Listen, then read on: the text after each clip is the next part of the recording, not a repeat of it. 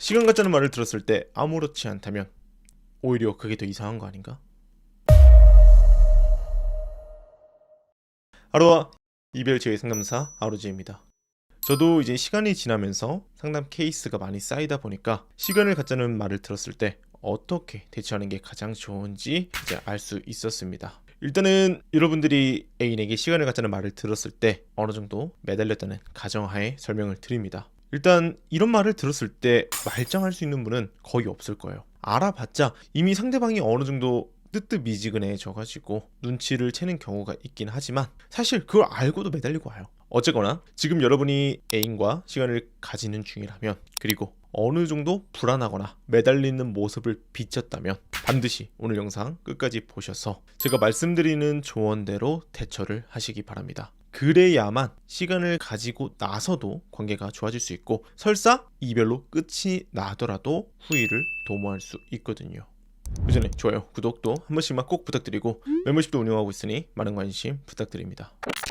일단은 시간을 갖자는 심리를 이야기하려면 너무 많기 때문에 딱 정해서 말씀드릴 수는 없거든요. 하지만 크게 두 가지예요. 먼저 헤어지자는 말을 직접 하기 어렵다 보니까, 죄책감이 들다 보니까 여러분에게 상처 주기 싫고, 그리고 그런 대화를 나누는 것 자체가 감정 소모라서 일종의 회피 형태로 시간을 갖자고 하는 거죠. 그 다음 이제 가장 많은 게 뭐냐면 여러분이 없는 시간을 한번 가져보고 싶다는 뜻입니다. 지금 당장은 여러분과의 이별에 대한 확신이 없다 보니까 유예의 기간을 두는 셈이죠. 아마 대부분의 사람들이 이 후자에 해당이 되고 저한테 상담도 오고 그렇습니다. 그런데 이때 여러분의 대처는 어떻죠? 언제까지 시간을 가져야 되는 거냐, 헤어지기 싫다, 내가 잘하겠다, 이렇게 막 설득하려고 하다가 결국은 어때? 강제로 수용하게 된다고 시간을 갖게 되고, 심지어 그것도 이제 불안하다 보니까 시간을 갖는 도중에 계속 안부 연락하고, 또 어떤 분은 본인 딴에 진심을 전하고 싶어서 편지를 작성하고 전해주고 오는 분들도 있다는 말이죠. 간단하게 말씀을 드릴게요.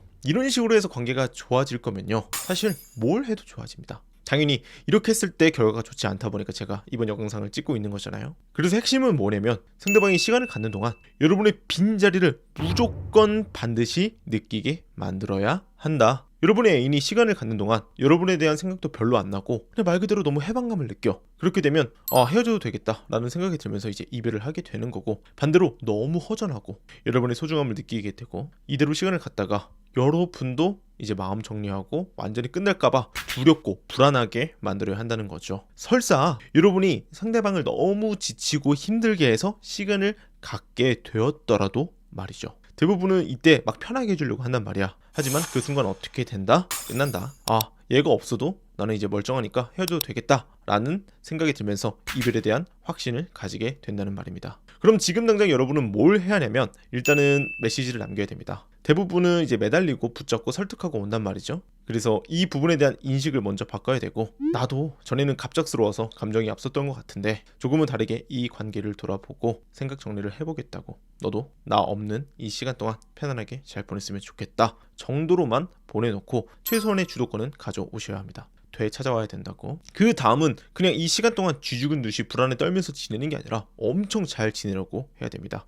그리고 이 모습들을 드러내야 돼요. SNS 얼마든지 하셔도 되고요, 프사 바꾸셔도 됩니다. 이참에 나는 솔로다 라는 마음으로 많이 즐기고 노시길 바래요. 너무 과하게 노골적으로 티만 내지 않으면 됩니다. 물론 여러분이 큰 잘못을 저질러서 상대방에게 상처를 줘서 어느 정도 자숙이 필요한 기간에는 당연히 좀 쥐죽은 듯이 지내는 게 필요하지만, 그렇다고 여러분들이 불안에 떨면서 지낼 필요는 없다는 거예요. 잘 지내려고 하셔야 됩니다. 왜? 그래야 시간이 끝나고 나서도 그런 모습들이 상대방에게 티가 나거든요. 아무튼 무조건 상대방의 불안감을 조성하는 게 이 시간을 갖는 동안은 훨씬 유리하다. 그런데 이제 이렇게 말씀을 드리면, 아니 아루지님, 이렇게 잘 지내는 모습을 보이면 상대방이 빈정이 상해가지고 오히려 정이 떨어지지 않을까요? 마음이 식지 않을까요? 이렇게 이제 묻는 분들도 있는데 괜찮습니다. 그때 가서 변명하면 돼요. 예를 들어 일방적으로 시간을 갖자고 한 게 너고, 나도 너 없는 공간에서 최대한 나만의 일상을 지내면서 너의 소중함과 빈자리를 돌아보려고 했던 건데 너는 왜 그렇게 나만 철없고 나쁜 사람을 만드는 거냐, 이렇게 반박을 해가지고 상대방에게 오히려 문제가 있다는 식으로 죄책감을 심어줘야 돼요.